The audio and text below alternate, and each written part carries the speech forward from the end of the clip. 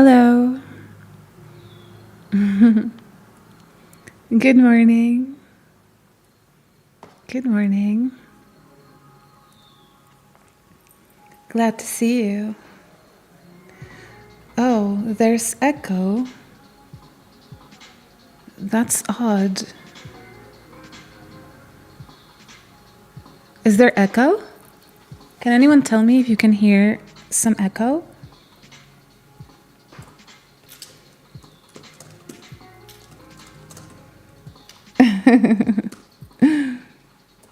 Yeah, so today I wanted to talk about friendship and about friendship in general and how it becomes harder to make friends as time goes by.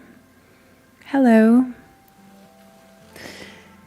Does anybody watching struggle with making friends? Do you struggle? You say it's not good to not have any friends in my 30s, but I feel like everything in life is a trade-off. So you always win and lose something. So having no friends can be lonely and it can have problems, but you also gain a special type of wisdom from loneliness, from spending more time by yourself, not being subjected to other people's opinions and ideas and all of that. Okay, so somebody says, friends are made in the playground. All the friends that I made in the playground are all gone. I have acquaintances. So when you say acquaintance, what exactly do you mean? Is it just the level of closeness that you have to the person? I feel like friendships have... It's something that you would have, I guess, that we would have to define, like exactly what a friend is, because we might be talking about entirely different things. So it's good to know that we're on the same page. I feel like when you say acquaintance, people come and go. Like, people come into your life and they exit your life, and we don't call all of them friends, obviously. So there's different levels of closeness with friends, I suppose. The acquaintance is somebody that you know. I suppose that somebody you know their names and you have interacted with them a few times. You know certain things about them, some directly, some from the context, some because you share people, I guess. But you wouldn't really call them a friend because you're not close to them to call them that, right? But then you have a different level. So there's also like the contextual friend. Someone that you have had much more interaction with. Too much interaction to consider them just an acquaintance. There's definitely I would say, preference involved. Like if there's a lot of people, then you would choose willingly to be with this person. But it's always kind of linked to a specific context. For example, a friend that you made at work or at school or something like this. It's a specific situation, a specific context. And then when you're out of that context, the friendship does not follow. This I would call like a contextual type of friend. They're your work friend, they're your school friend, but they're not your friend. Like if you're in the thick of it, this is not the person that you're gonna call on the phone, like, come and give me a hand.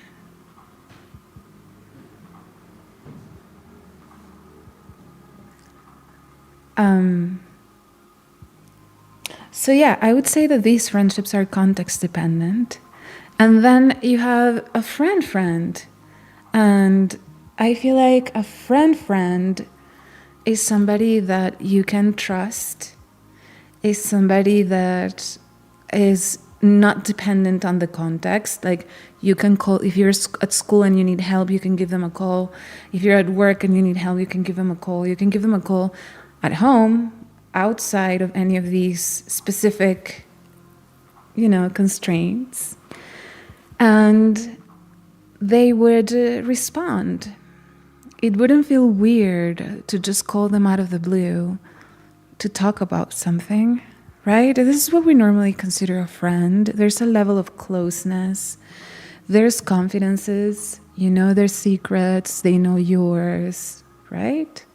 At least, if not secrets, at least things that you wouldn't be comfortable just like sharing openly with everyone, right? There's some sort of reciprocity involved. Like you scratch my back and I scratch yours. Oh, that's an interesting point. So somebody's saying a friend is someone who knows what is behind your facade. An acquaintance interacts with your mask. I wonder if that's true, though. I feel like there's this is also sort of like a spectrum, I suppose. Because with someone who's not your friend, you're obviously wearing a very thick mask. Like they don't know exactly what your thoughts are or opinions, how you feel about things. You try and keep those cards close to your chest. But with your friends, I feel like even if someone is really close to you, there are parts of you that you don't show them.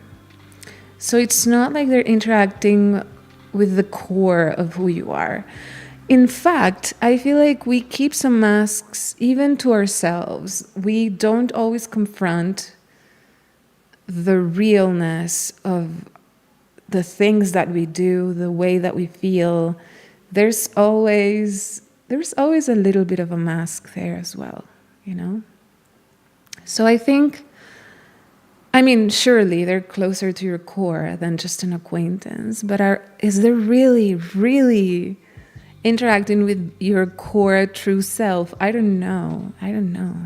I feel like a friend, it doesn't have to either. Like it's enough to feel with a friend. I feel like at least the friendships that I've had over the years, they're born of an affinity, and they can only be sustained by proximity and reciprocity, meaning it has to be reciprocal. Like they have to be as willing as you are to help each other out, right? So if you continuously do things for the other person, being favors or certain, things that you go out of your way to make the other one feel one way or the other, like heard or listened to, or make them feel like they're important, and they don't do the same thing to you, eventually it just wears you out. You can't sustain it. And the same thing is true that if there's another person doing good things to you continuously, like being kind and patient and welcoming and doing things for you, and you don't reciprocate, eventually they are going to get tired and even resent you, and they're going to pull back. So reciprocity is absolutely... give me a minute.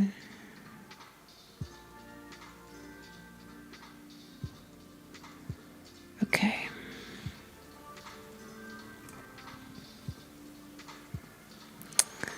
Okay, I'm sorry. I'm learning the ropes here on YouTube, and I needed to silence a user because he was trying really hard to make it a difficult stream.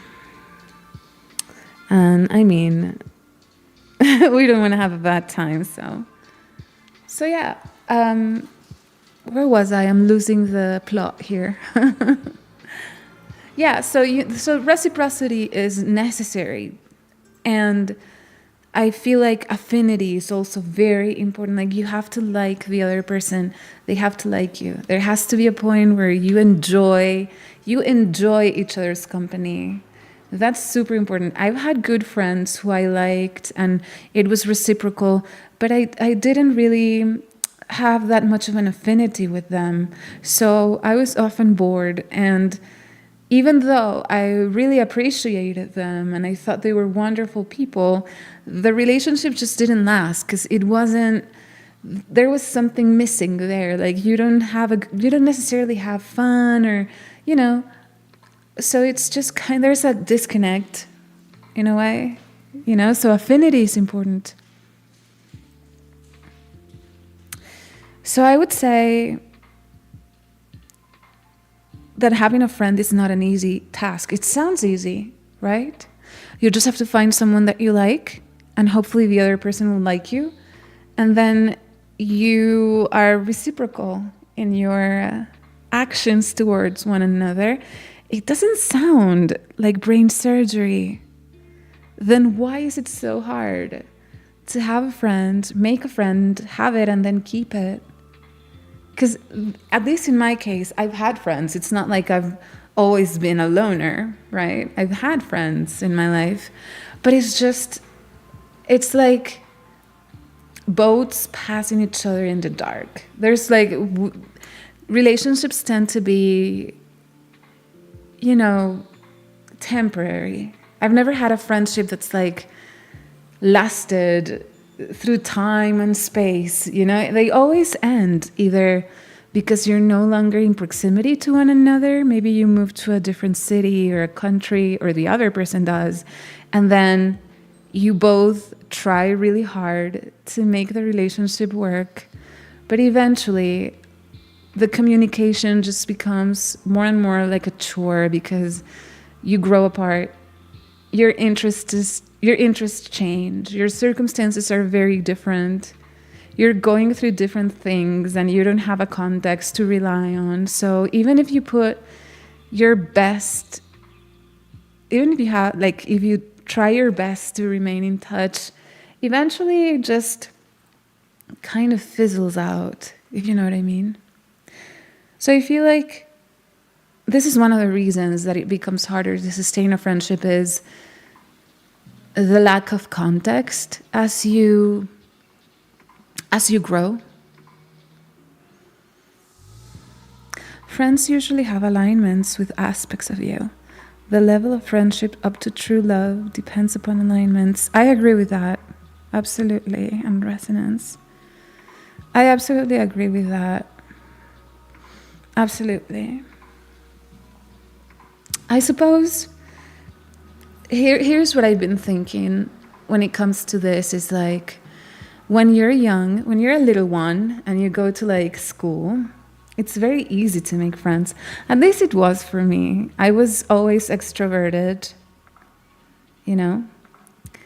and I would strike up a conversation with anyone. And it is easy to make friends. You had no walls up, so you trusted people very easily when you were a child, and you didn't understand context. So if you were friends from school, that meant that you were friends everywhere, right? Children don't have those fixed schemes, when it comes to their own life. They don't have these rigid walls that we learn to put on as we grow older. As you grow older, you realize, hey, maybe somebody who's friends with me at school does not want to be with me outside of school, And so when you're a child, really, you choose your friends out of proximity. It's the only real criteria for choosing a friend, is who's near me. You're a kid, you're at the playground, this girl or this boy is close to me, I'm just going to strike up a conversation with them and become friends. So proximity really is like the first criteria ever. Like you have to be in the same space, otherwise how are you going to become friends? Right? What about husbands and wives who refer to themselves as best friends? I don't know about that. I've always thought that was so odd. I have one real friend, and it really has more to do with the other person than it does you. If people don't match your energy, then the friendship dies. Absolutely. But what if you don't match their energy? Right? Because it takes two to tango. So if the relationship died, it could be you or it could be the other person. Usually it's both of you in a way. A friend will take a charge for you. If it's a you, go to prison, or he does a couple days in jail situation. What? I didn't understand that. But what I was saying, like when you're little, it's very easy. Like your only criteria is who's close to me, proximity, right? That kid is in the swings. I am also on a swing. Let's be friends. But I feel like as we go older, we start to put like different things in between us and the things that we want. And I feel like a part of it is like to protect our ego. In a way, you don't want to extend your hand and then the other person doesn't shake it and then you're left like this. And that doesn't feel very good. That's hurtful. You don't want to be like, hey, I want to be your friend. And the other person is like, well, I don't. And then you're left heartbroken and sad. So I feel like children begin this way, but then they often find themselves in situations where they're left like this. They're left dry. And they learn that just wanting to be friends with someone is not enough. Proximity is not enough. Just wanting to strike up a conversation is not necessarily a guarantee that it's going to work. So you need to put a filter in between you and the things you want just to protect yourself and your feelings. It's like to have possible deniability in case it doesn't work. You know, you don't want to feel like you've been rejected personally because that doesn't feel very good. So you kind of put like a little, like a little space. So then you're just like sniffing out, like, is this person going to say yes or no if I ask them if they want to play catch with me? Are they going to say yes, I do? Or are they going to give me a stink eye? I don't know. Should I approach or shouldn't I, right? And then you start to be a little bit more ambivalent about approaching people. And so I think like a good buffer is developed then, which is like filtering people, not just by proximity, but by interests. And I think that you start to see this a lot, like when children reach like a puberty or like teenage years, they start to filter out people by interest. So this is when they kind of need a signal that the other person is going to like them back. So they feel like if I like this kind of music and the other person also likes this kind of music, then that has to mean something, right? That means we're going to get along. It means that we can filter out all the people who don't like it, and then we can be friends. It's like a filter that you can see in a way, which is why I guess people kind of start to divide themselves by subcultures. It's like a way to signal alliances visually. You don't have to approach the person. You don't have to talk to them. You don't have to ask if they want to be your friend and risk rejection. You can just look at their signs. Maybe they're wearing a certain type of t-shirt with a name of a band that you like, and then you have something to talk about. You don't have to, you have, again, possible deniability, right? And I feel like this is a dominant thing for a while for most people, like, okay, proximity, but also, are we interested in the same things? Will we have things to talk about? If I approach you, will you be warm and welcoming, or are you going to reject me, right? So I feel like that's a big part of the reason people wear these things. And also, I feel like this is also the kind of dynamic that happens in jail with tattoos. Do you know how prisoners often will get tattoos to signal alliances between gangs inside of jail. You know, it's not so much that they're not really expressing an alignment to an idea, but more so like an alignment to a certain faction within jail. So if another inmate sees them and they wear like a specific tattoo, they know that if they mess with them, they will probably have to deal with 50 other gang members that are going to be waiting for them to drop the soap. Right? So it's kind of the same kind of, I would say it's the same strategy at play. Like signaling outwardly something that tells the other person stay away or come close, right? In the case of like prison gang tattoos, it's like stay away because I have backup. You don't want to mess with me. But in the case of like, like a specific type of attire and like band t-shirts or something, it's signaling openness. It's signaling like, hey, I like this, and if you like it too, then maybe we can be friends. We don't have to pretend we're not interested.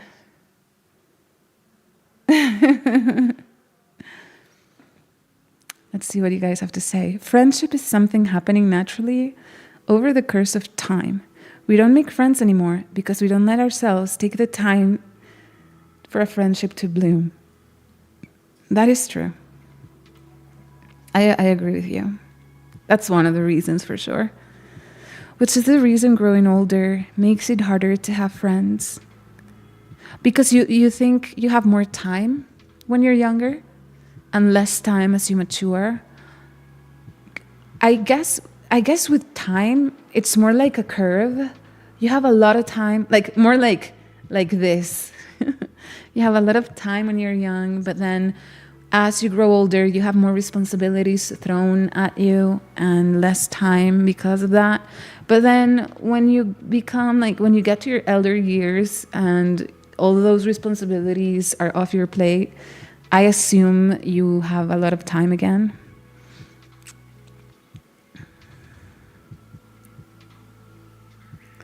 You miss a lot of opportunities if you shut down and stop interacting. People are too stuck in their bubble nowadays. Open a door for somebody you're saying bless you after they sneeze, or just ask somebody how they're going and mean it. People just can't talk to anyone anymore if it ain't texting. Yeah, I agree with all of you. I suppose it takes time, and not just time, but like repeated interaction for a friendship to form.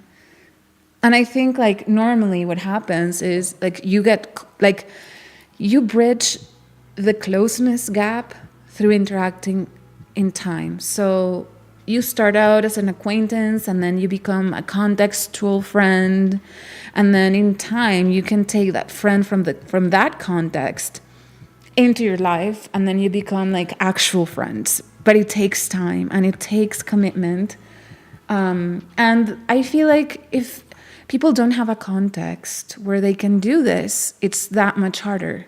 So if you have a job and you're forced to interact with the same people every day, eventually, if there's somebody that you feel affinity for, you are forced to interact with them day in and day out, and it's very easy for a friendship to form.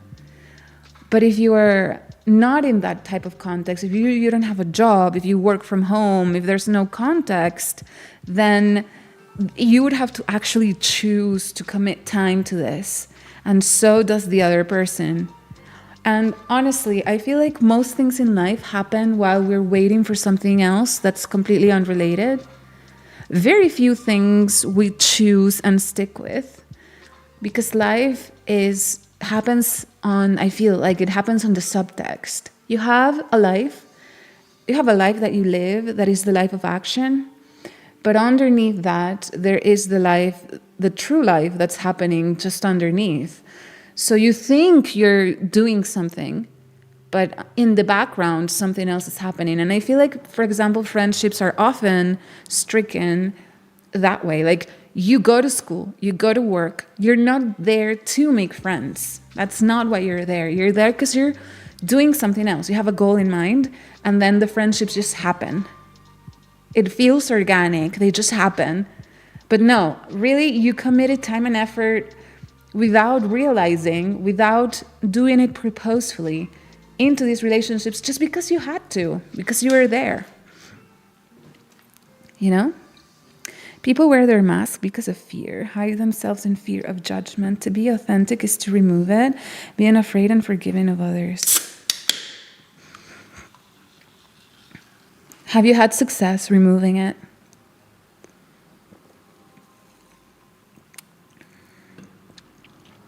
Have a good one. So then what happens is, so you were a kid, you had friends by proximity until you realize that sometimes people don't want to be your friend, even if they're close to you. And you close yourself off to some relationships. And then you discover friendship by interests. We like the same bands, we like the same movies, we have opinions that are similar about certain things, so we must absolutely be friends, right?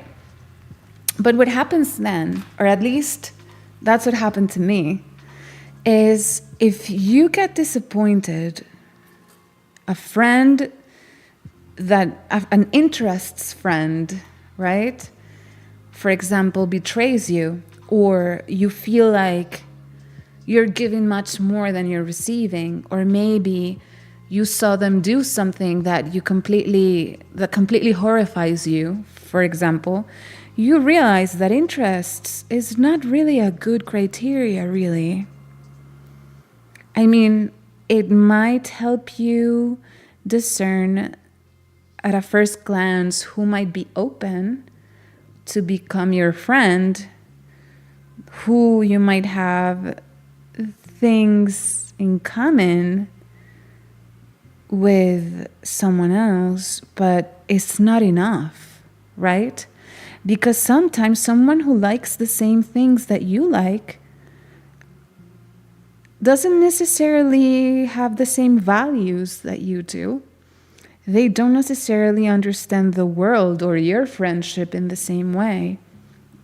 They could like the same bands that you like, and they can also be evil or stupid or just generally someone you don't feel like is worth your time, right? And maybe other people feel the same way about you. Maybe they don't share your values. The fact that you like the same things doesn't mean that at your core, you have the same ideas and values and your natural partners, I suppose. So in that way, hey, hello. It's good to see you. Some people are joining. Some new people are joining. We're talking about friendship. I've been thinking a lot about friendships lately, and I was just sharing kind of my thoughts on it since I've struggled with it my whole life. And I suppose, you know, when I was younger, hold on, somebody's like flaming my chat. Okay. There we go. I'm sorry. Some people flaming the chat can be annoying. So I feel like I read once Socrates, I think it was, who said that the highest thing in the world, like the most valuable thing in the world was a friend. Like the friendship is like this super valuable thing that we all need in our lives. And there's nothing higher than friendship for a person. And you know what? I thought like, that's wonderful. I wish I could have a friend, a true friend. But I, sadly, have never found one. And I feel like maybe it's a myth. Maybe it's a mythical creature. Maybe friendship is like a unicorn or a mermaid, a dinosaur. Maybe it's something long ago extinct, or just a complete figment of your imagination. Because I have never seen it in real life. I mean, I've had friends, but not friends with capital F, like friends, like someone who's like entwined with your soul, who understands you and who like is reciprocal, and your friendship is such a strong bond that it can last through space and time. Like, I've never had that. Have you guys had that? Sure, I've had friends that I can joke around with and have a good time, and like we can have our little moments of enjoyment and pleasure, and but really, was it something transcendent? I then read like the Catholic view of friendships, and the Catholic view from the Roman Catholic Church is a friend is someone who wants good for you. It wants good for you. It wants good your way. It wants you to be good. And it wants good things to happen to you. That's what a friend is. That's much more terrestrial approach to friendship, I suppose. It's not very easy to find, though, is it? So anyway, so you figure out, if you're smart and you have lived a little, you realize that liking 9-inch nails is no guarantee that the other person understands you, has the same values as you, and is going to be a good citizen. A common shared interest in cinema verite doesn't mean the other person is a good person, right? Doesn't mean that they're going to be good to you in return, and doesn't mean that you're going to reach an understanding. So definitely that's just not enough. So now we've learned a new lesson, and we have a quantum jump. Right? So our first quantum jump was probably when we were 10 years old, and we realized that being in the same playground is not enough grounds for friendship. That was a painful realization, but I feel we've all gone through that, right? Because if we hadn't, then we would be making friends with everyone, like the supermarket register girl, the people at the waiting room at the dentist. We would be striking friends left and right, and that's just not the case, is it? So proximity, not enough. we can cross that one off the list. And then we learned interests, but that's also not enough. So then we learned alignment. And this was a little bit better. We found people who were interested not in the same superficial things that we are, because we have learned our lesson. Liking the same things as somebody else is no guarantee that the other person is kosher. They could be evil. They could be bad people. This is not a good criteria. So now we're going to go through alignment, which would be the next one. The next quantum jump is alignment. Alignment is like, how to explain this? It's like, I guess in a way you could sum it up as having the same values. But I guess it's more like values, I feel like, is a very social thing. What you deem to be right or wrong, I feel like for most people is very dependent on context. And alignment is more of an individual thing. Because you can have the same values and live in the same community, so to speak, and not understand each other at all. So alignment is more of like something that a way that you see the world. It's like a perspective, right? Somebody who's aligned with you will find the same kind of things repulsive. And the same, you would choose a similar path independently from one another, given the same data. And it's obviously never going to be a perfect match. It's impossible to have a perfect match. But generally speaking, you can definitely see people who is going in your direction and people who's going like in the opposite direction as you, right? You, for example,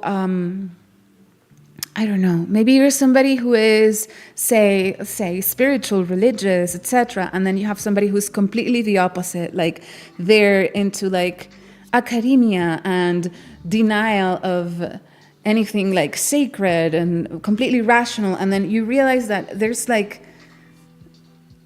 a very big shift in terms of consciousness from one another, and the way one type of person acts in the world is very different from the way you act in the world. So even if you like the same things, there's like no possible connection, like true connection in there because of that. Hope it makes sense. It's like having a deep understanding of having the same worldview, I would say. Having at least agreeing in the most important things about your worldview with the other person.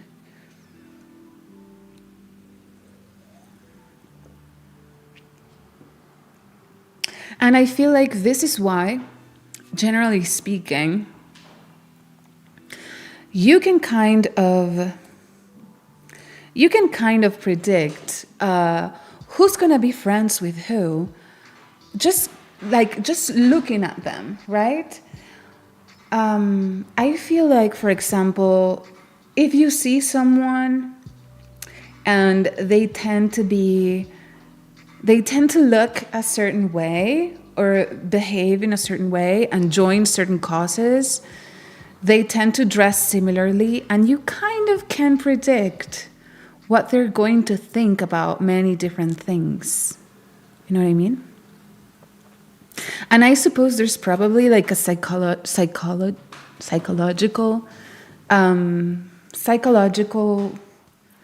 way to measure these things. Probably a psychological test that could tell you like where one of those, actually there's probably like one of those charts with like four areas. I feel like that's probably something that exists and I haven't found, but it's probably there. And I feel like you need to find someone who aligns with you in a meaningful way. Not just because you like the same movies, right? Someone who actually understands the way you see the world and shares it with you. And that's a more powerful like grounds to make friends with someone, than just liking the same bands. But still, here I think this is like the threshold of a true friendship. It's somebody who has to be in proximity to you. They have to have similar interests, but especially they have to be aligned with you. You have to face the world in alignment.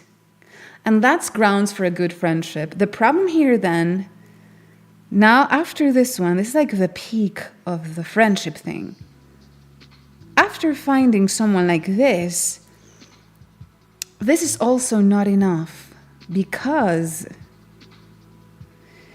if you don't feed that relationship, it's also doomed. It'll also fizzle out. So now you realize that you need a common goal, something that you can work together towards in order to make that friendship lasting.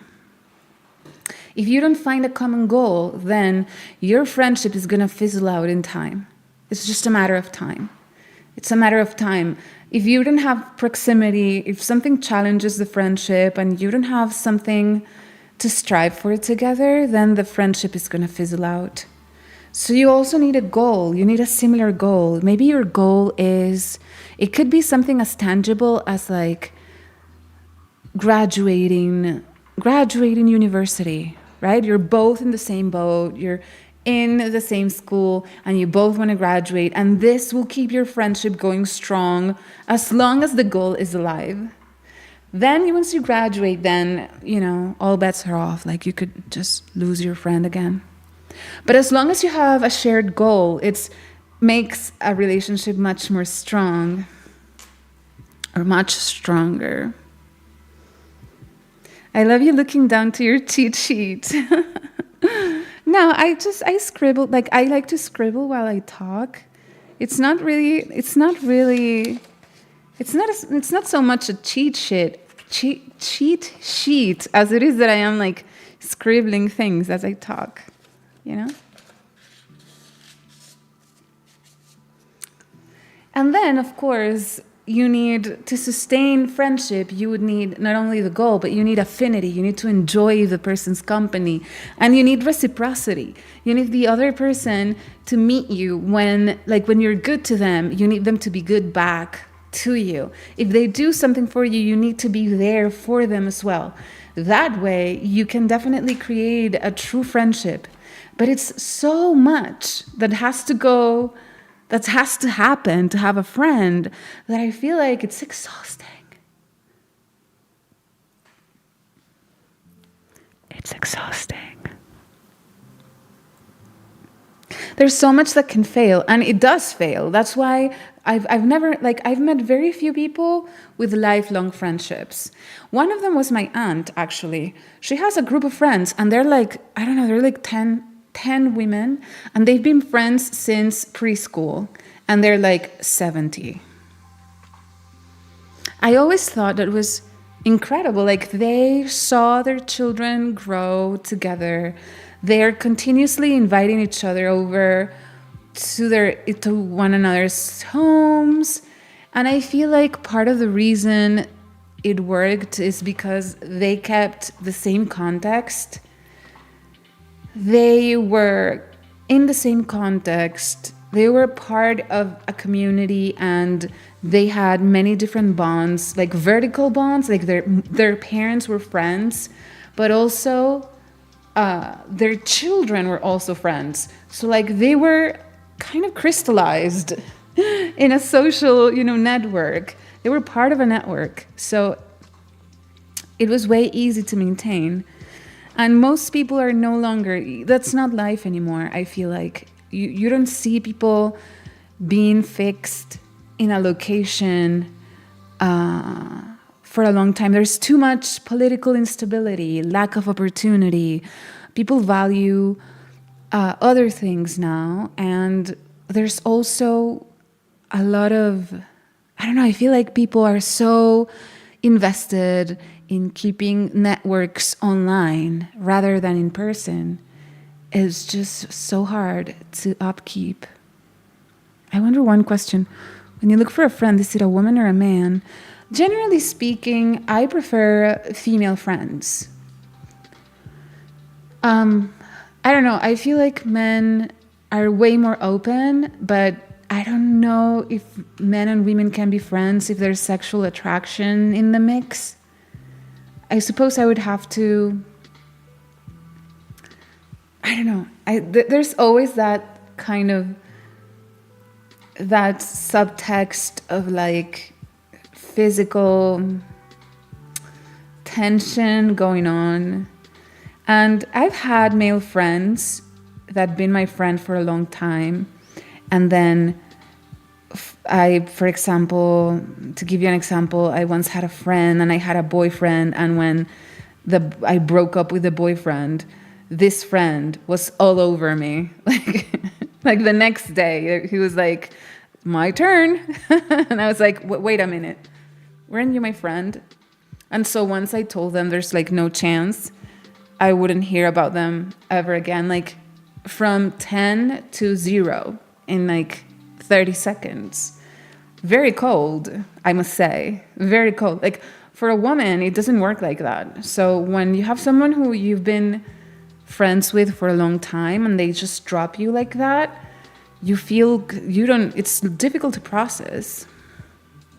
So generally speaking, I would say female friends are best, because with a female friend, at least that's not the reason why they are trying to be your friend. There could be other reasons just as nefarious, but at least that's not a factor, right? And, here's how I feel about it. To men, a woman is like, it's as if, like, you always have something to offer. Beyond your companionship or your friendship. for a guy. So if a woman meets a bunch of people and she sees potential friends, other women are just neutral. But maybe one of them is like the daughter of the president. So she already comes with a backpack, a backpack of potential uses for you. Like you can use her to your benefit because she has power or, important relationships or whatever. And people who don't have many scruples see that and want to latch onto that because they feel like they can extract things from this person. But with men, it's like, and you're a woman, with every man, it's like you have a backpack, because they can all extract, they think, or they hope that eventually you will give them sexual favors, I guess. So you always have, it's a difficult situation to be in, I guess. But with women, that's not the case. Now, yeah, so I guess if I had to filter friends now at this point in my life, I would have to say that a good way to filter for friends is you want to make sure the other person doesn't want to use you, and you have to make sure they don't envy you, because a lot of people will want to get close to you and inside they don't have good intentions. They're only trying to either get something from you, or like they have bad feelings that they need to handle, and their only way they figured out how to do that is like trying to become close to you. One of them being envy, which is a really dark feeling. I think it's like one of the worst human feelings you can have is envy. Because not only do you sabotage other people, but you can also end up sabotaging yourself without noticing, just to, help you deal with envy. It's a really ugly feeling, so you need to screen people for those. So one way that you can do that is pay attention to the way people react when you give them bad news about yourself. So imagine that you have trouble, like something bad happened to you, and you tell your friends. Pay attention to their reactions. What do they say? How do they feel? What's their facial expression? Because if somebody feels happy in any way, obviously they're not going to be advertising it. It's not like they're going to have a label stuck to their forehead saying "bad friend." I derive pleasure from your failures. But you can often tell if you pay attention, like your gut knows. Your gut knows if the other person is getting pleasure out of you being in a bad situation. And you want somebody who's going to be sad when you're sad. Who is going to see your failure as something to be sad about, not to celebrate. And then the opposite is also very useful. Like, tell them a good thing, something that you want to celebrate, clue them in to your successes and see how they react. Because someone who feels envious of you is going to be unable to celebrate with you your accomplishments, your successes. And in fact, these are the people who will give you the worst advice in the world. When you tell them that you want to do something ambitious, new, something exciting, or when you tell them something good happened to you, pay attention, because this is the people who will try and give you the worst advice to sabotage your initiative, to sabotage your growth. They will not be happy when you succeed. They will caution you against celebrating your own successes out of envy. And this is the type of person that you don't want near you. You don't want an envious person near you, because you're, as a good person and a good friend, if somebody does this to you, your first instinct never is to blame the other person, especially if you're not paying too much attention. So you tend to like ask yourself, what have I done wrong? Maybe they're right. Maybe they're seeing something I'm not seeing. And then this is going to bring you down with them. So that's definitely something you don't want. You don't want envious people around you. You don't want to invite them into your life. You don't want them getting involved in your things. You don't want them getting acquainted with your other acquaintances and friends, because these people will sabotage you in so many different ways. So you have to be very careful. And you have to be very proactive when it comes to filtering them out. Another way to filter people is testing reciprocity. You know? Help them and then ask them for help when you're in trouble. See what happens. Can they be trusted? Are they there for you when you need them? You know?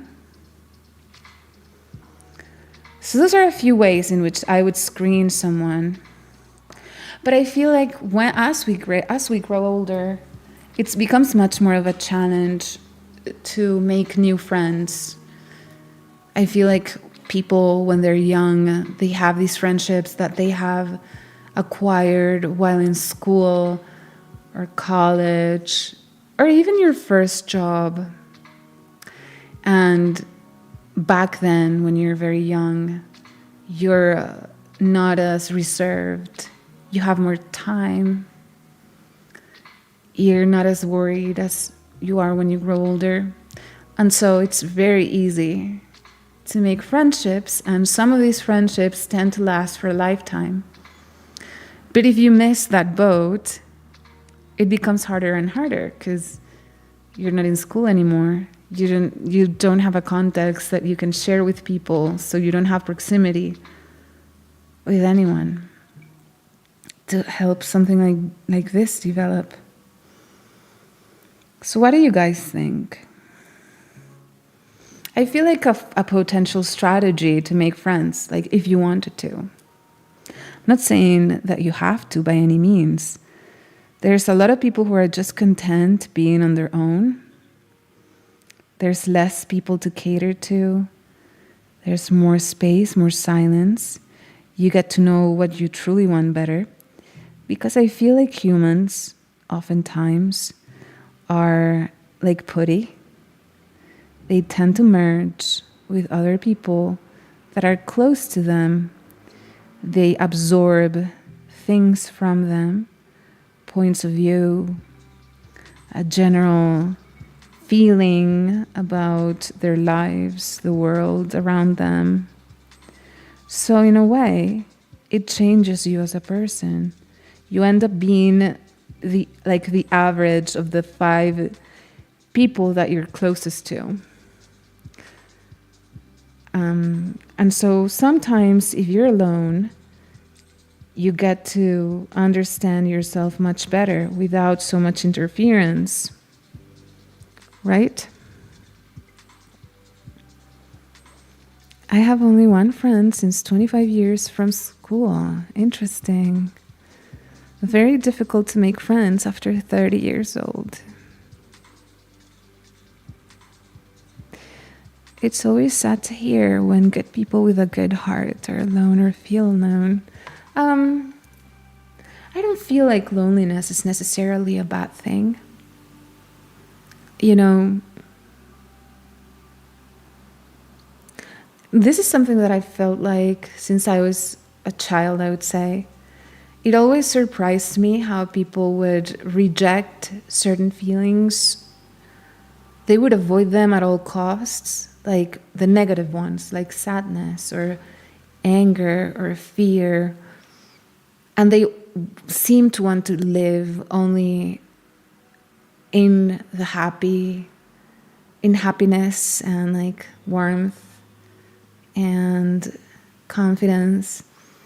But I felt like life requires the contrast. If you forego a feeling entirely, it's like not using one of your hands, you know? It's just being closed off to so much of life experiences, because life is happiness, but it's also sadness, right? And it's confidence, but it's also fear. And you kind of want to experience all of them. You don't want to cut yourself off from half of life experience, all the things that life has to offer, right?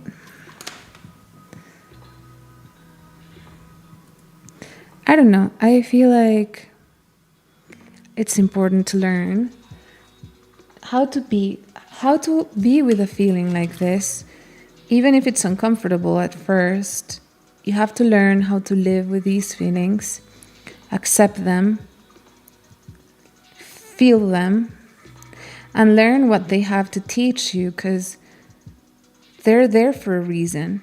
If you feel sad, it's not just a feeling that you have to reject, but it's telling you something about your life.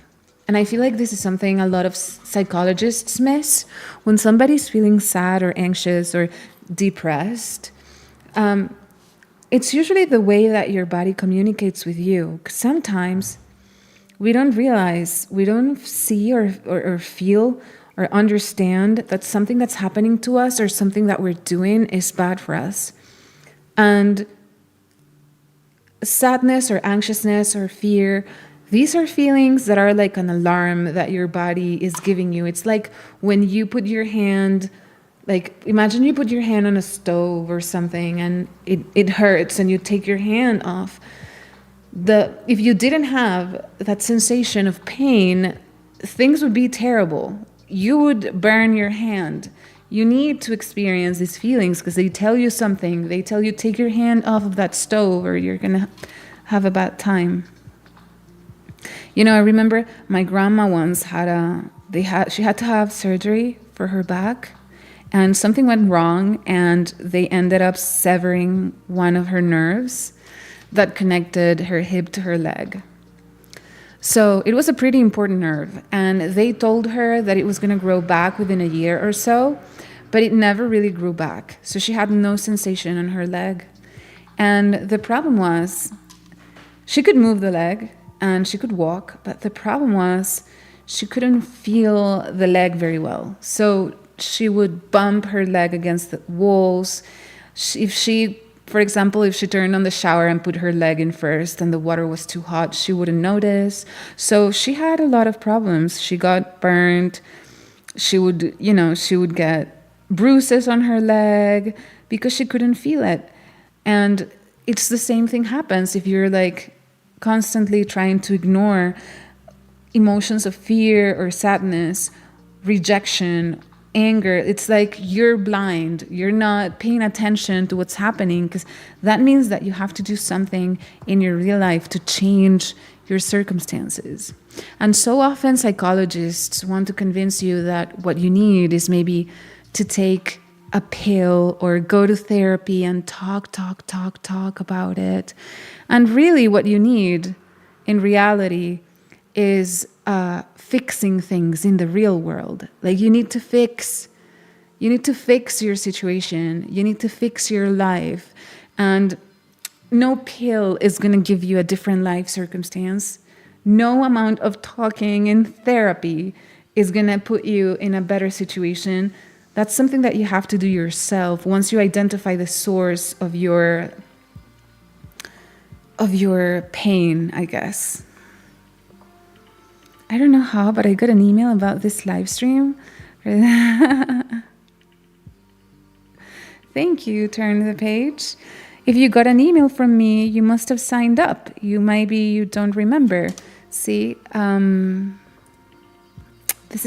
you can go here. And there's a form and you can sign up to receive emails when I stream. So maybe you signed up and you don't remember. I send an email when I'm coming online, and yeah. Long story short, in my 60s now, I found in my 30s it was fairly easy, but that was many years ago. The world was significantly changed. Do you mean fairly easy to make friends?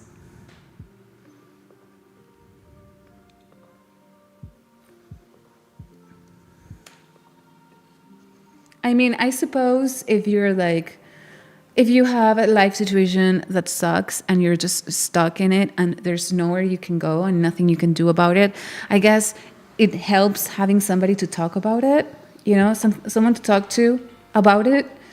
It helps. You won't be worse off than you are already, but it's definitely not going to get you any closer to resolving the issue at base of your problems.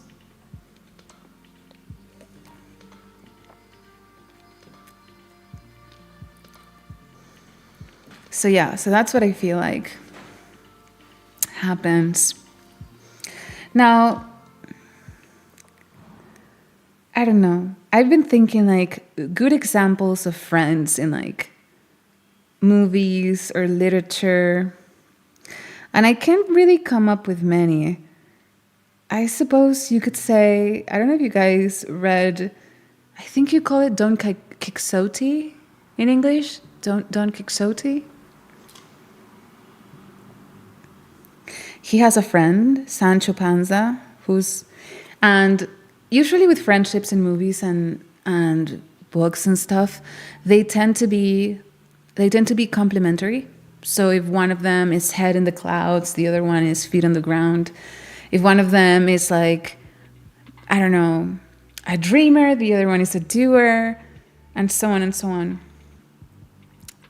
For example, also I feel like many of these refer, like many, especially in movies, like when you see friendships, they're often really describing the inner workings of the mind of the characters rather than actual people. Like in Fight Club, you have the character played by Edward Norton, who's kind of, it's a normie, and he has like a 9 to 5, and he's dull and life is boring and he has nobody and he's dissatisfied, disenfranchised, and then he meets Tyler Durden, who is his friend, who's like a maverick and exciting, and he's a go-getter, and he doesn't sleep on his wishes and his dreams and his passions. He just goes for it, and he has this incredible life force emanating from him.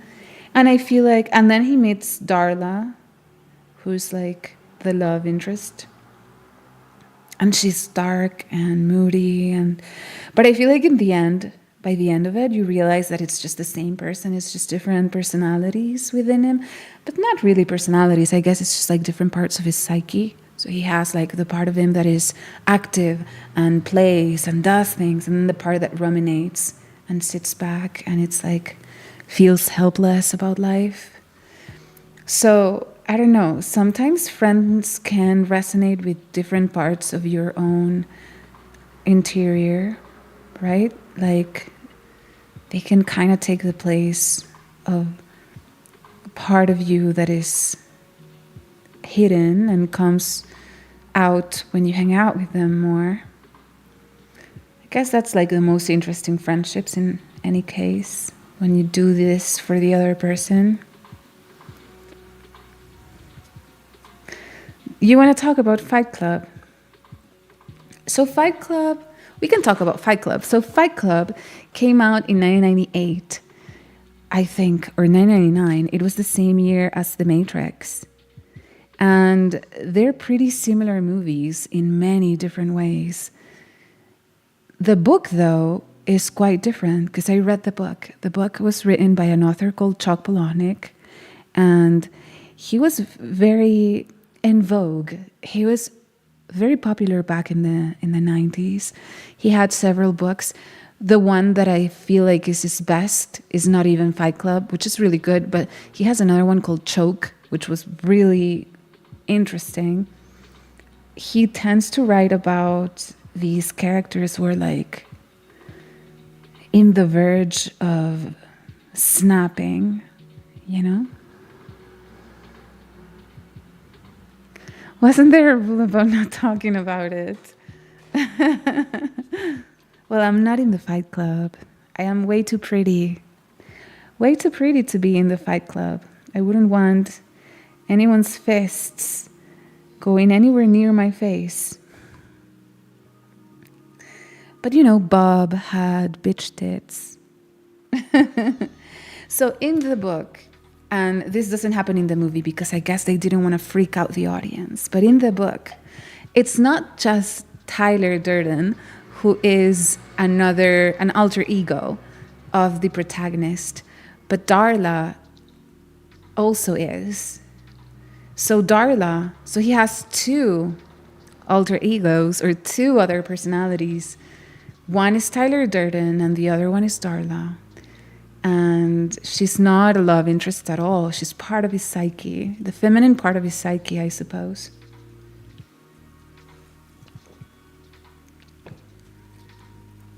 Has anybody in here not seen Fight Club? It's a classic for a reason. I haven't watched it in a very long time, so I don't know if it aged well. I don't know if I watch it today, if it's going to be any good. Because some movies, they feel incredible at the time they come out, but then you watch them like 5 years later or 10 years later, and it's such a big disappointment. You're like, oh my God, I have secondhand embarrassment from watching this. Fortunately, though, I watched Matrix recently, and it's just as good as I remembered it. Matrix 1, of course. The other ones are pretty bad, but Matrix 1 is as good as I remembered it. It's a very solid movie. It's so good. If anything, it feels a little bit trite because it's been done so many times now. So you're no longer kind of surprised by anything that happens, but it's really good. It's like so beautifully shot, so much attention to detail. It's a great movie. I haven't watched Fight Club in a while. Hello, good evening. So like Fight Club, in the book, it's the same person. All of it is the same person. And you end up wondering if like the entirety of the Fight Club is inside his head. Is he just fighting against himself the whole time? So exhausting. But I feel like there's a reason why all of these movies came out at the same time. They all had the same kind of gritty, grim, end of the world type of feel to them. And it was a great contrast to what came before, because before then, I feel like it was very positive, upbeat type of moment in time. And then these movies came along. It was the turn of the century. We're about to leave the 1900s behind and enter the 2000s, and everybody was nervous. We had the Y2K phenomenon, where I don't know if you were older than me, maybe you didn't see it the same way, but I was really terrified because I was a child. And it kept popping up in movies and TV shows how everything was going to end once the year 2000 approached. People even had like Y2K parties where everybody wore blue. Blue was the color of Y2K, by the way. They even gave it a color. And then you realized it was a nothing burger. Nothing happened. Nothing happened. It was a nothing burger. Everything was exactly the same way come January 1st. We all panicked for absolutely no reason. But I think part of the thing is, I feel like the reason it was all so grim and gritty, it's a little bit ode to like Nirvana, you know? Everything used to be pristine, clean. If anything, like musical acts would compete on who could be more pristine and more clean and more virtuoso. And then Nirvana came along and it was like an elevation of slackers and dirtiness and low effort and not doing things right. And to a degree, I guess I can understand why garage music is appealing. I can understand that it feels more human when you have something that's flawed and not polished. But there's a very big distance between having something unpolished and raw and unprocessed and having something dirty and gritty and disgusting and grim. There's like a very big jump there that I'm not sure I agree with. I'm not sure we wanted greasy hair, dirty bathrooms, and like impending doom, you know? Yeah, they play the Y2K hard as a marketing ploy to sell a lot of emergency goods. Yeah, I think, I mean, they definitely like to use fear. Fear and desire to sell us into things, you know, to make us walk the walk, to keep us in the right path, and to sell us bullshit we don't need. So Y2K was definitely a fear factory. We were all pretty much afraid of what was going to happen, because it was beautifully portrayed in Fight Club. Like in Fight Club, the final scene is the protagonist and Darla holding hands as like all the buildings collapse. And this was actually what everybody was expecting would happen with Y2K, because they told us, for those of you who are younger than this and you weren't alive back in the year 2000, or you were but you don't remember because you were too little, the problem they sold us was it's so ridiculous. Okay, so the issue here was they said all of the computer systems in the world were programmed with the dates with just 2 digits. So, for example, 1985 was the number 85, the last 2 digits of a 4-digit number. And the problem was, once the year 2000 arrived, the year on the dates would go back to 00, so 00.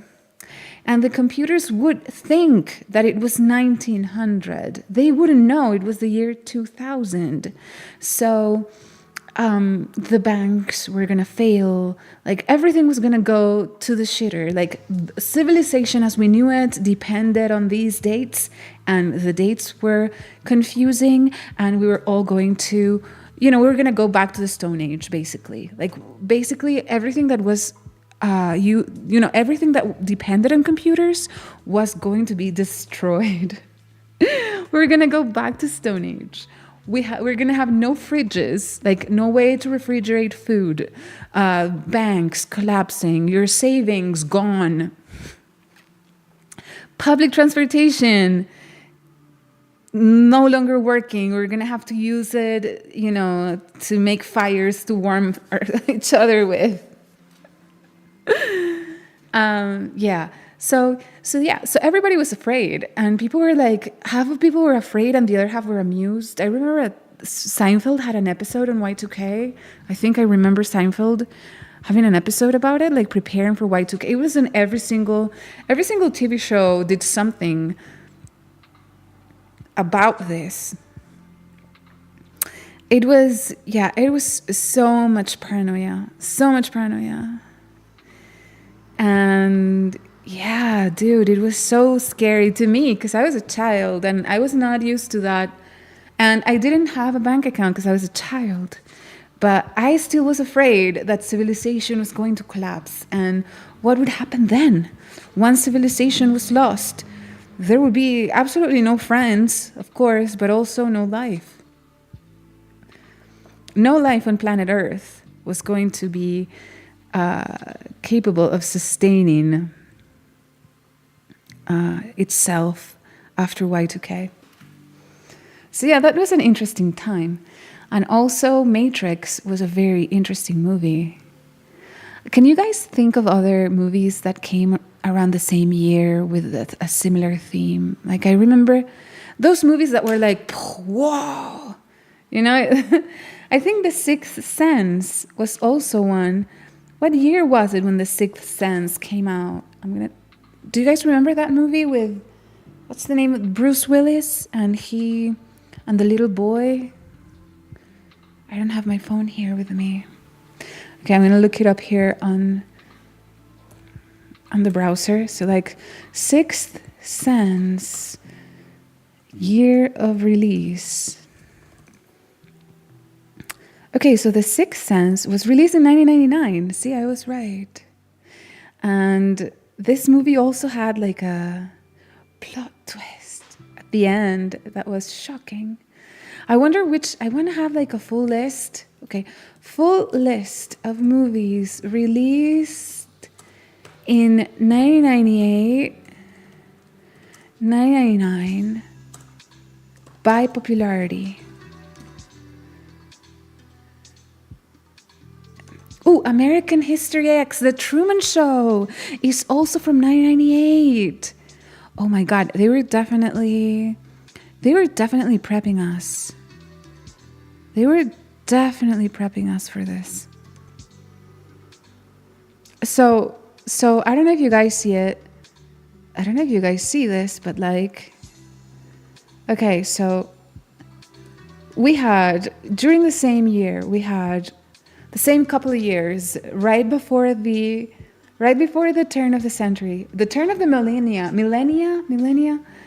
we had The Matrix, we had Fight Club, we had The Truman Show, we had The Sixth Sense, we had American History X. Do you guys see a trend in the themes of these movies? I wonder which year they live. This is an Australian movie, I think. 1988, so 10 years prior. So this one does not apply. They Live is from 1988.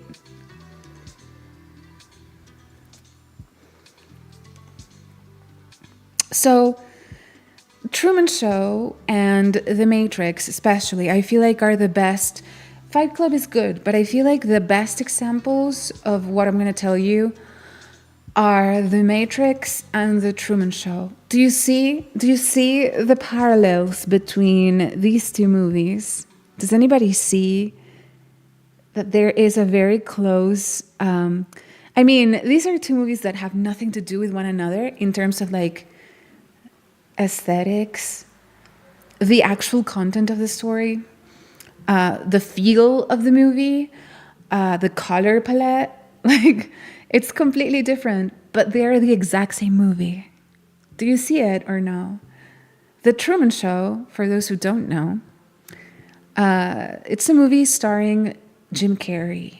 Now, a lot of people, Requiem for a Dream and Memento. Which year is Donnie Darko from? I think it's 1998. I might be wrong. Maybe it's 2005 or something. Donnie Darko.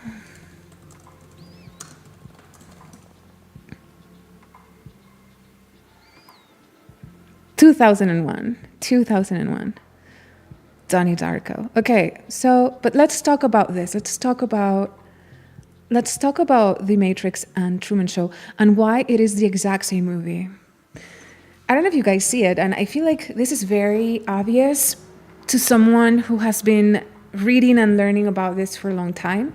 This is a very obvious thing, but for someone who's listening to this for the first time, it may not be so obvious. But both The Fight Club and Truman Show are the exact same movie. So I'm going to explain this, right? So first let's talk about the differences and why it is so crazy to think that they're the same movie. For those of you who don't know, The Truman Show is an excellent movie. It's one of my favorite movies. You should watch it if you haven't. Starring Jim Carrey. Now, a lot of people, when The Truman Show came out, left the theater in rage because up to this point, Jim Carrey had been a comedy actor. He had done so many funny movies like Ace Ventura, Dumb and Dumber. He had done a bunch of funny, hilarious. The Mask. He had done a bunch of hilarious movies. So when The Truman Show came out, people saw his face in the poster and they went to the movies expecting to have like a hilarious film, and it turns out it's deadly serious. Like, it's a deadly serious film. It's drama. There's like very little comedy in it, and Jim Carrey is brilliant. But when people go expecting, they have expectations, and when the expectations are not met, some people get enraged and they don't know how to manage their own emotions, so they booed and left the theater, which was very sad.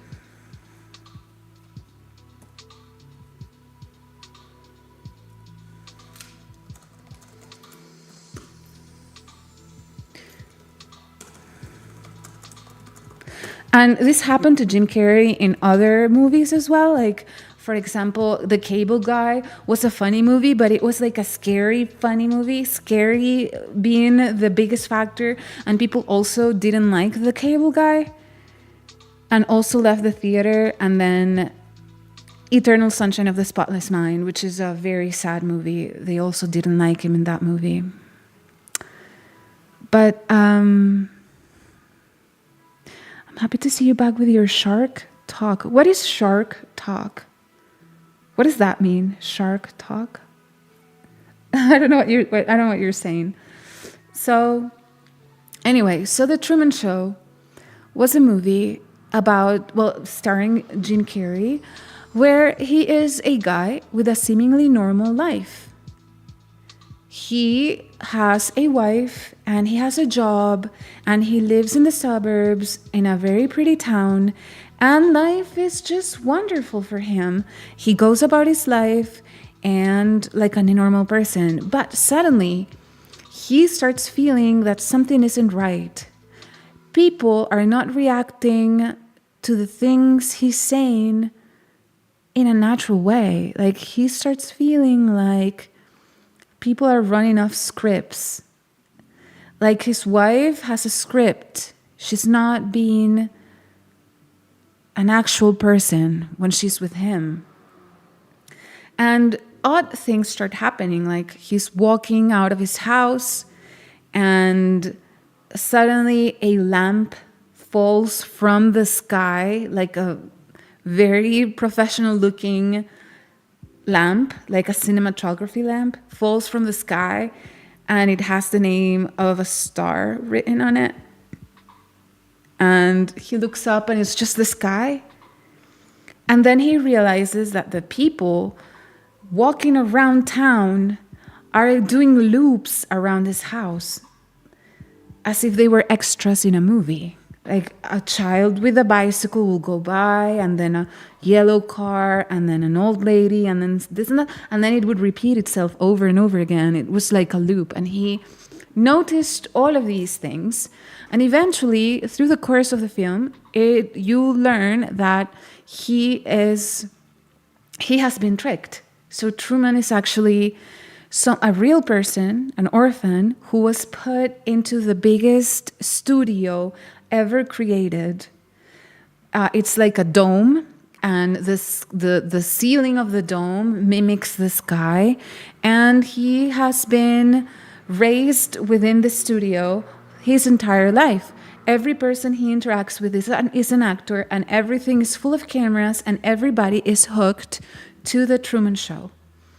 So he believes his life is real, but everybody knows it's not. And the director of this show is shooting this from the moon. There's like a base on the moon where the headquarters is, and that's where the studio director is sitting in. And by the end of the movie, I'm sorry, this is going to be a spoiler, so if you haven't watched The Truman Show and you're planning on watching it, maybe cover your ears, change the channel, turn off the volume for a minute. So by the end of the film, Truman actually leaves the stage. He leaves the stage and he finally has a shot at living his life in the real world. He leaves it behind.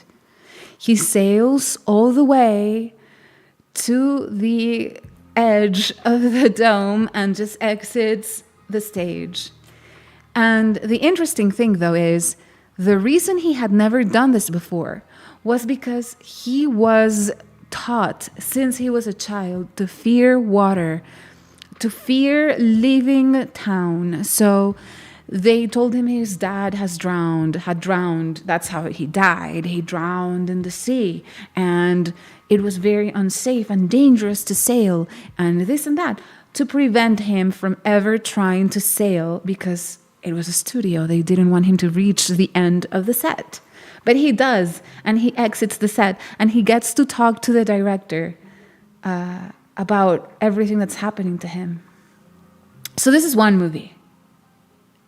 The other movie is Matrix, where we have a man, right, called Mr. Smith. No, Mr. Smith is Agent Smith. What's the name of the protagonist? He calls him, Mr. Smith calls him Mr. I can't remember. I'm drawing a blank. Well, it's Mr. Anderson. Mr. Anderson. That's the one. Thank you. Mr. Anderson. Mr. Anderson. Mr. Anderson. No, Neo is his hacker name. His real name in real world is Mr. Anderson. So we have Mr. Anderson, who's just like a normie. He's just a guy. He has a job.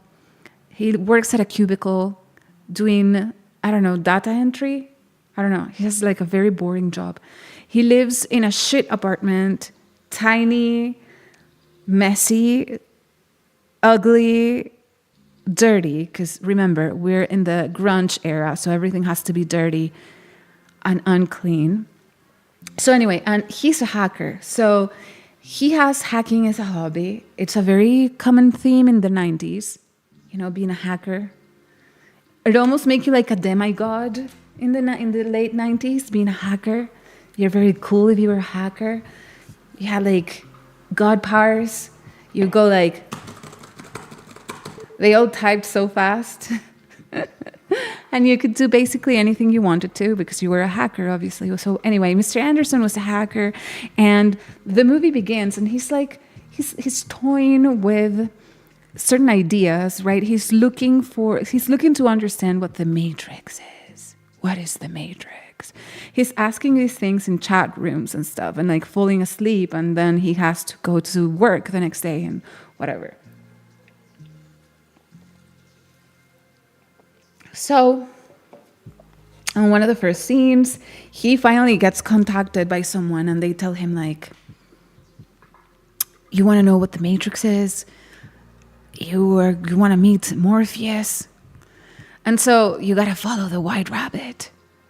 And so, some people come to buy drugs from him because aside from being a hacker and having a job, he is also a drug dealer. He's kind of like Elon Musk, come to think of it. Elon Musk is like head of he sends rockets to Mars, handles all of your payments, is in charge of Twitter. He's now like cleaning up the government's act. He also builds trucks. And well, Neo is the same way. He has a data entry job 8 hours a day, and then he goes home and he sells drugs. He has to score these drugs, right? But he also has time to become a hacker and hang out in like weird chat rooms. When does this man sleep again? Maybe that's why he's so dirty. He doesn't have time to take a shower.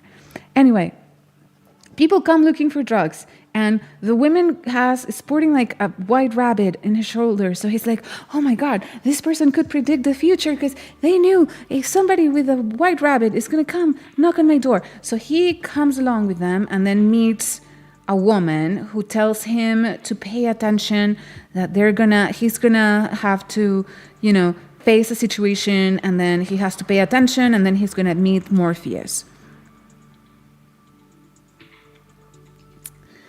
So he goes to his office the next day, and he receives a package, like a FedEx package, and inside there's a phone, like a mobile phone, like a cell phone. So he opens the cell phone and he's like, and the cell phone starts ringing, and he picks up the call and he's like, hello, Neo. Yes, who is this? Neo was his secret name. He was his hacker name. Who is this? And they're like, they're coming for you, Neo. You're in danger. And Neo is like, how do you know that? You weirdo. Who are you? And they're like, be very, very subtle, but stand up and look over at the elevators. You will see the police is coming to get you. So he like looks over, and effectively there's like a bunch of like policemen like coming to get him, like coming into the office. Obviously he doesn't know what they're planning on doing, but the person on the phone, like they're telling him to be careful, he's in danger, you have to follow the instructions. So the person on the phone guides him through the office, telling him, turn left, turn right, do this, do that. They're coming after you. Just crouch, be very low, go low. And then finally he gets to this office, and there's a window, and there's like some people, like a crew of window cleaners with like their little thing that goes up and down. And they're like, okay, get outside, jump into that thing, and like go down to the street and run. And he's like, no way, I'm not going to do that. I'm not about to risk my life. I'm going to die. No, thank you. So he gets trapped by the police. And things just become so bizarre after that. Neo gets trapped by the police. The police are not very friendly, but they put a type of like squid-looking artifact in his navel, and they kind of shut his mouth, but like the skin in his mouth, it's very bizarre. And then he wakes up in his bed and he believes all of it was just a bad dream. But then he realizes it isn't just a bad dream, because Trinity finds him again and pulls him into a car, and she's like, hey, you are compromised. I want to take you to meet Morpheus, but you have a squid swimming in your stomach, and that's not good. We need to perform very difficult surgery here in the backseat of a car with some sort of contraption that you have never seen before and looks like it comes from the future. But don't worry, everything will be okay. And we're very nervous for Neo because obviously we don't know what's going on. What the hell is going on? Is he dreaming? Is he alive? For some reason, there's like tons of water falling off the sky everywhere, it's all very strange. So they remove this thing. Oh, turns out it was not a dream. It was not a dream. It was real. So they remove this disgusting looking squid thing from his navel and take him to meet Morpheus. And what happens when he meets Morpheus? Do you guys remember? Morpheus gives him his, the famous speech. And you might remember the speech from the 2 pills, which is like the meme that we all got, like red or blue, right? You have like that image is like seared onto a full, like 2 generations' minds. And we all know which pill you would take. Would you take the red one or the blue one? But what you don't probably remember is the actual speech Morpheus gave him. Because Morpheus said,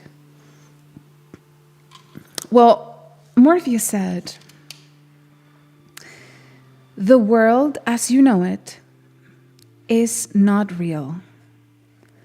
The world as you know it is artificial. It's a simulation that has been put inside your brain, and the real world is a desert. Do you guys remember? Maybe you remember that his voice like, welcome to the desert of the real. Do you remember that? So anyway, the guy wakes up in a vat full of goo,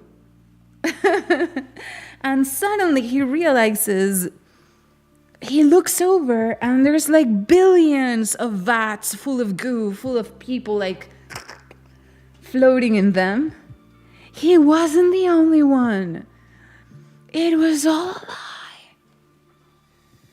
And so now he leaves the vat of goo and like he recovers and whatever, gains powers, but that's unimportant because what we wanted to focus on was like the first part of the movie and how it is the exact same movie as the Truman Show. They are both part of a world that is fake. It's just a simulation. Both Neo and Truman live in a lie. Their worlds are both artificial, controlled by someone else. In the case of Truman, he is unique. It is his unique experience. And in the case of Neo, he realizes it is every single person with him. In the case of Truman, the people around him are actors and they're being paid to pretend to be his wife, his friend, whatever. In the case of Neo, he realizes all the people are also being lied to, like they were all little Trumans. Everybody's being swindled. Reality isn't real. It's all a fake lie. And so I think this is a story that we have heard many times before. I don't know if you can feel it. Right now, we talked about Elon, and coincidentally, Elon is one of the people who thinks reality is a simulation. And the logic behind that is, well, right now, we can create simulations that are not perfect. Like you know that you're not in the real world, right? For example, video games are a simulated world where you can, when you're playing, like you can pretend to be somebody else and you can do things, build things, etc. And it's not immersive enough because you don't have like the experience of being inside the video game as such. But it's only a matter of time because with each generation, things become better and better and better. And so it stands to reason that eventually, down the line, we will be able to create a simulation that is so perfect that it mimics real life. Right? It is so perfect, so immersive that you will not be able to tell the difference between the video game and real life. It'll be so perfect. And so if this is going to happen sometime in the future, it stands to reason to wonder if it hasn't happened already. You know, that's the question. The question is like, maybe this is not something that's going to happen in the future. Maybe this is something that has already happened and we're already living inside a simulation that was reached a millennia ago and we have no idea that we're being here trapped. You see? But all of these ideas were introduced around 1998. Nobody knew any of this. These are all ideas that are very ancient. Obviously, they didn't speak about this in terms of simulation, video games, whatever. They spoke about this in other terms with other words because they didn't have the technology to talk about it in terms of computers, right? But essentially, it was the same idea. It was actually the basis of the religion that Plato, for example, believed in. Platonism, and especially Neoplatonism, which came after, is in essence the same idea as what we see in The Matrix and in The Truman Show. Basically, the world is fake. The world is not the real world. There is a world that is more real than this world that lies beyond. And the only way to access the other world is through special knowledge, like Neo had when he met Morpheus. Morpheus made Neo privy to information, to knowledge that saved him from the simulation. And for Plato and his followers, it was the exact same way. That's the real meaning of the cave, of the Plato's cave, with the shadows and the fire. It is a very archaic way to talk about a simulation. people making shadows, casting shadows on a cave's wall when the real world is outside of the cave. It's the exact same thing. Ready Player One is a great example for what could happen. I think I saw that movie, but I don't really remember what it was like much. I do remember that other one called something Guy, True Guy, Real Guy. I don't know. It was. It fails me. What's the name of the guy who plays Deadpool?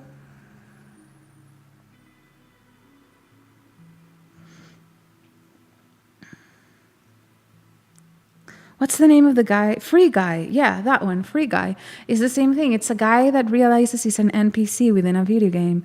So it's all the same idea of us being a part of a world that is fake and it's not real, and we're being held here by some forces that are so unknowable. Like, we have no idea of what is going on. And if you see, both Truman Show and Matrix have the figure of the architect. In the case of the Matrix, we see the architect in the second movie, but in the case of the Truman Show, it's the director of the show who he's in the moon, on the moon.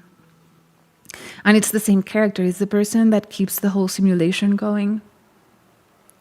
The architect, Ryan Reynolds. Yeah, that one. So Free Guy. Imagine gaining consciousness like that. I'd be desperate. Well, we kind of are, aren't we? We kind of are. We kind of live. There's many ways that many levels that you can interpret this. The first level, the easiest level, is like, we live in a matrix of ideas that we did not choose. You were born into a society. Nobody asked you if you wanted to be a part of it. Nobody asked you what you thought. You were indoctrinated into the culture and the values and the beliefs of the society you were born in. So you went to school, they taught you things. You still think they are true, but are they? Are these things true? And if you have been paying attention to your day-to-day life for the past couple of years, you must have noticed some very odd inconsistencies between reality and what they tell you in the media and how they sell it to people. And you might feel like you're kind of crazy when you point out these inconsistencies and everybody else looks at you like you're cuckoo, like you lost it. So in a way, we can think of our entire information context as a matrix, right? And people it's a prison that you cannot see. You cannot taste, you cannot hear. It's a prison for the mind, in the same way that Neo was trapped in a prison of the mind, but more metaphorical and less concrete. So that's a good way to think about it. But then there's like another level to this, right? Because you could think, okay, I definitely feel like we have been lied to about reality. But is reality real? Like the things like you can touch, like is this mic real? Is my flesh real? Are we real? Or is this all a simulation like Elon Musk said, or Matrix shows us? Can we trust the very fabric of reality? Or is this also an illusion? And that's when things start getting interesting, because you see, that's when you start noticing things that things that don't make much sense happening around you that cannot possibly be controlled by anybody from the outside.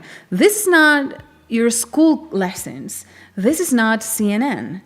CNN and your school have somebody at the helm making choices, choosing what it is that you're going to be thinking or seeing or feeling. But real life, the very fabric of reality. We don't think there's somebody at the helm here, and yet,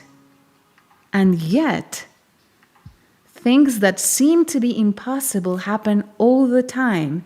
If you pause long enough to notice, if you live with your eyes wide open, kind of looking into everything you do with mindfulness, then you start seeing things that don't really add up. And it's scarier than ghosts. And it doesn't look like a vampire. But you kind of start wondering, is this real life? Maybe we're really are in a simulation. Maybe the things we think we taste, we see, are just part created by our imagination. It's very scary. I don't know if this has ever happened to you, but have you ever been asleep but conscious while you're sleeping? Like that you know that you're asleep? I think they call this lucid dreaming. The thing with lucid dreaming is you suddenly realize how powerful your brain is.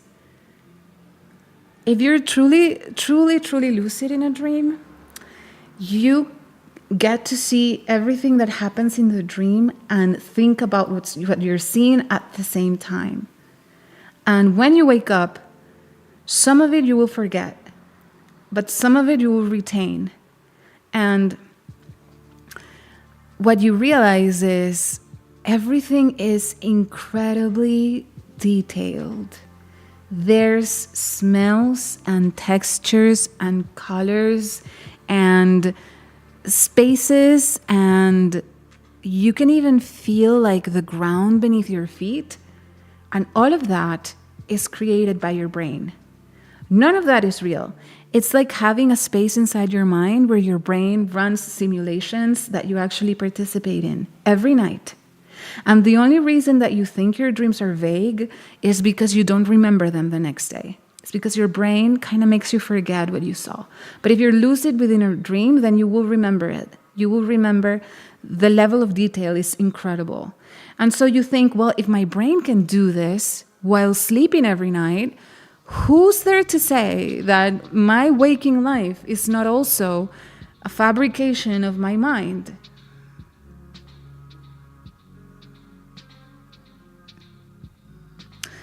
And it's a very scary thought to entertain because you suddenly start feeling weird. You start thinking about this too much. You start feeling a little bit weird. You start looking at things and they seem to you different than they were. I don't know how to explain this. There's a really good, by the way, I was reading a book about improv, like theater improv. And the guy was very much into this type of thing, like trying to understand how the mind works, not because you're trying to understand the mind like a psychologist, but like you're trying to understand reality and how it works. And the guy did an exercise with his students, and he would tell them to look at the world and like look around you and try to rename every single thing you see. Come up with a name, however absurd, for everything you see. That's different from the name that you always use. For example, this is called a lamp. This right here, we're gonna call it a lamp, but I'm gonna call it Zuplip, right? So he says like, try and do this exercise where for 10 minutes, you try to give a different name to everything around you. After the 10 minutes have gone by, if you do this, because I did it, if you do this, what you find is after doing this for like 10 minutes, when you look at other people, you have a distorted sense of shape and size. You start seeing people usually much smaller than you thought they were. Like you see other people, and for some reason, like the relationship between the people and the space they're in, that you're normally used to seeing them as, now you see them as smaller in comparison to the space. It's super odd. It's a really trippy, odd feeling when you do it and you see it, if you do it and you see it, you'll see what I mean. And it's those types of things that make you wonder, like, how much of the things around you are a concoction of your brain and how much of the things around you are actually real outside of you. And all of these things can be crazy making. So if you are someone who struggles with like sanity, please don't do these exercises because I don't want to be responsible for you having like a mental breakdown. But if you're someone who's okay and like sane in the membrane, yeah, you can go ahead and try. And these are kind of interesting things to think about. Like, is this going somewhere? Is another question. Like, where is this going? Did you guys see the pyramid thing? There were, the pyramids in Egypt, and for the longest time, everybody wondered, like, what the hell are these pyramids? How were they built? And I heard 1,001 explanations on how the pyramids were built, from like stupid biblical accounts of slaves hauling gigantic blocks of rock over billions of kilometers away, to people using molds and like concrete or something similar to concrete and like making them in the spot. But seems like somebody went over to the pyramids and used some sort of X-ray machine. I mean, I know it's not an X-ray machine, but I'm a woman, I'm dumb. Play ball with me. Some sort of like an X-ray machine. And they found out structures that are like kilometers, like columns in spirals that go like 2 kilometers deep into the ground below the pyramids. Did you see this? It was so crazy. And there's like no explanation. There's absolutely no explanation for that. And I think it's just wild. Like, how long has this been there? Like, who built them and how long ago? And all of this, these are questions that are so valid. And I feel like they're unanswered. So yeah. So that's my thoughts on 1998. I feel like 2 hours later, and that's my thoughts on eating an apple. I'm sorry, that's how my mind works. It just goes deep and wide into whatever subject. So friendship. So having friends, not so easy. Making friends, not as easy as we thought. All right, you guys. So we've been here for 2 hours. I don't know if you're bored, if you want to stay for a little while longer. I think this has been the best stream so far. We have had like 27 concurrent viewers for the entirety of the stream, which there's little chat going, but I appreciate it a lot. Like all the people talking in chat, thank you so much. You make me feel like this is a conversation, which is always appreciated. And I feel very good about having a lot of people watching, because even if they're not participating in the chat, I still see them and I feel like there's an audience listening to my crazy thoughts on life and the world. I can be a good teacher. Thank you. That's a nice compliment. I don't know if any of you are here because YouTube recommended my channel. Like, I feel like many of you are here from emails that I send. But if any of you don't know me and you're new and you just got here from YouTube, and I'm not really someone who's going to be like, please clap, subscribe to my channel. Blah, blah, blah. I feel like if you like what I'm doing and you are naturally interested, you're just going to do it on your own. But I also don't really have a lot of faith in the algorithm and the system. So I also don't have social media because it's against everything I believe in. So the only way that I communicate with people in case I have something to say or tell you like, hey, I'm doing this or that, is through email. And if you want to get my emails, I send them myself. It's not automated. I'm like, hi. I'm like straight out of 1998, like The Matrix. I'm like, hello, how are you? Streaming or whatever. Come hang out, right? And sometimes I even send them from my phone. So if you want to get them, you can go over here. Or here. There's a form, and you can enter your email, and then you need to confirm the email, and then you'll be golden. You'll be receiving emails from me with heads up when I'm doing something new.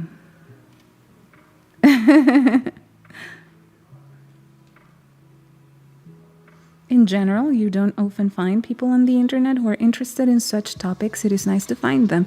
Yeah, I agree with you. In general, one can feel very lonely, not just from a lack of friends, but also because sometimes you have interests and ideas that are so, I don't know, I suppose you could call them odd, or a deviation, a very big deviation from the mean, and most people don't really like it. Most people don't even know what to do with this type of conversation, and you feel very alone. And especially if you have reached like conclusions from your exploration, which I don't necessarily want to share because I don't want to spoil anybody's fun.